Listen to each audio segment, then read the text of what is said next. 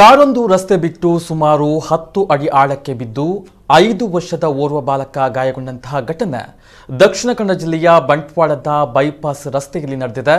Bypass ಕೆಂಪುಗುಡ್ಡೆ ಕ್ರಾಸ್ನ ಎದುರುಗಡೆ ರಸ್ತೆಯ ಬದಿಯಲ್ಲಿ ಇದ್ದಂತಹ ವಿದ್ಯುತ್ ತಂತಿ ಕಂಬಕ್ಕೆ ಡಿಕ್ಕಿ ಹೊಡೆದಂತಹ ಮಾರುತಿ ಆಲ್ಟೋ ಕಾರು ಬಳಿಕ ಆಳೆತ್ತರದ ಗುಂಡಿಗೆ ಪಲ್ಟಿಯಾಗಿ ಬಿದ್ದಿದೆ.